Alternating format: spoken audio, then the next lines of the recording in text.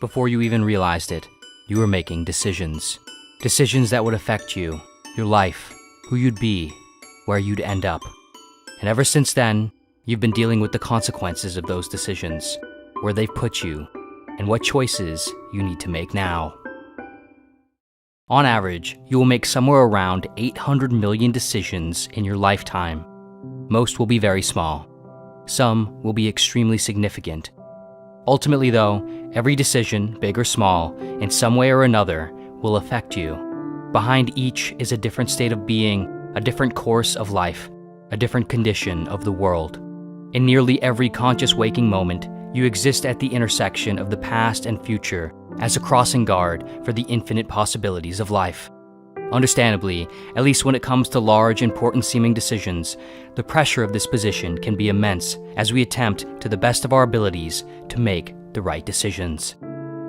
Should we move to a new place, or should we stay where we've been? Should we follow our passion, or should we pursue a more conservative career path? Which people should we call friends? Which should we no longer? Who should we date and love? Who should we stop loving? These are a few of the very big, life-changing decisions that we will all inevitably face within our lifetime. There are certainly cases in which these kinds of decisions come with good reasons to choose one way and not another, and we should strive to explore and discover those reasons when we can. We should run cost-benefit analyses, pros and cons lists. We should do our best to estimate the outcomes and probabilities of outcomes. We should consult others. We should consider our intuition and scan our body for physical signs of our feeling about a choice. Do we contract or tense up when we think about one option and loosen and open up when we think about another? But in truth, often, if not most of the time, with big, hard decisions, no matter what we do and what we consider, the right choice will still be entirely unclear. If you've ever made a pros and cons list, you've likely encountered an obvious problem that emerges. Certain pros and cons matter far more or less than others. It isn't enough to simply tally them all up and conclude that one side has 12 pros and 6 cons, while the other has 9 and 3. What if one of the cons is that you'll probably die? Surely that would carry a greater weight in the decision. And so, we have to define or ascribe different degrees of weight or a quantitative value to each. But how do we ascribe clear quantitative value to something like intuition, feelings, variations of happiness, different senses of purpose, different kinds of love, of hardship, of pleasure and pain, and so on? The point here, of course, is that when imagining our life on the other side of a big decision, or any decision, even if our estimations of what it might be like are anywhere near accurate, which when it comes to life, our predictions are almost never, still, how can we derive a conclusion from all the abstract and ambiguous elements in order to make a so-called good or right decision?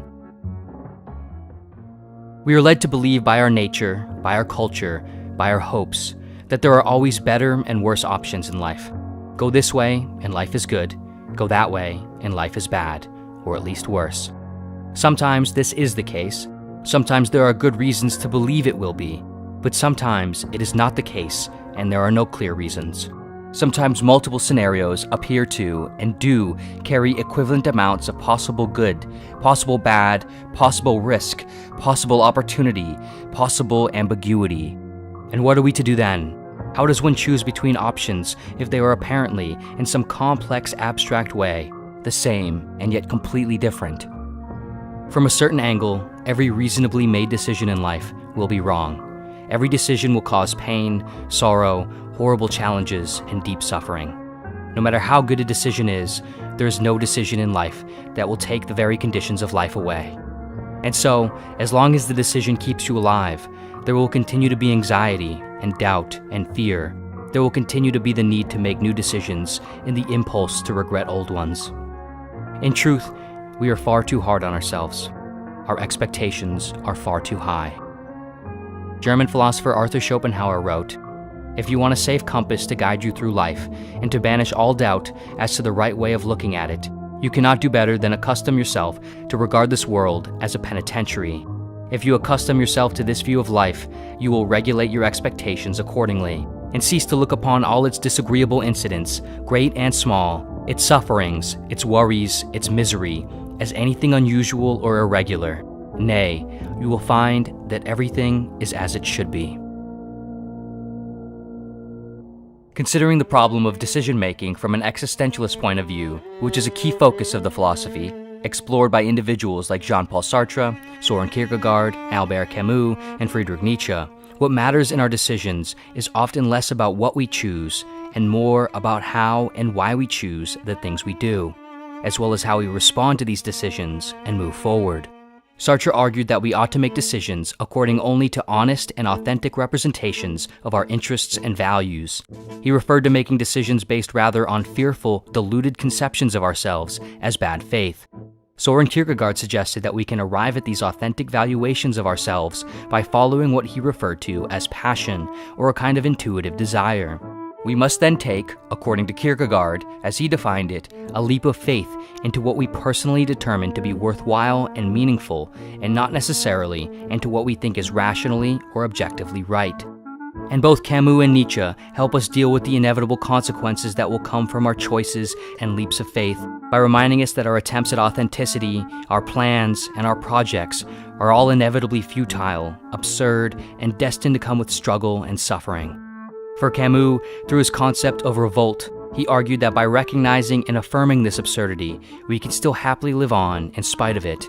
And Nietzsche compels us to do just the same with his concept of amor fati. Nietzsche wrote, "My formula for human greatness is amor fati, that one wants nothing to be different, not in the future, not in the past, not for all eternity. Not only to endure what is necessary, still less to conceal it. All idealism is falseness in the face of necessity, but to love it." Ultimately, we are incapable of ever making the decisions we truly want to deep down, the ones that will finally and totally make life good. And so, when faced with those hard, crucial moments of life, rather than always worrying about making the exact right, perfect decisions, perhaps we ought to also focus on perceiving and dealing with the decision-making process, ourselves and our lives, more charitably. Arguably, making decisions in life is a sort of tightrope walk between taking them, at least important ones, very seriously, while simultaneously knowing that no matter how seriously we take them, it won't matter all that much in the way we conventionally hope it will. In the same way that from a certain angle, every decision is some amount wrong, so too is every reasonably made decision from a certain angle right, sure to lead to beautiful experiences, great triumphs, and deep meaning. In every decision and every moment where we are still alive, no matter what is good or bad, we have the chance to stand behind our decisions, move forward through them with honesty and effort, and to embrace the incoming conditions of life with admiration and grace. And in doing so, we have the opportunity to transform whatever conditions our decisions have led us to into meaning and value and beauty. In the end, perhaps it is not the specific decisions that we make that will give our lives their meaning, but it is how we perceive the life our decisions have led us to that will give our lives their meaning.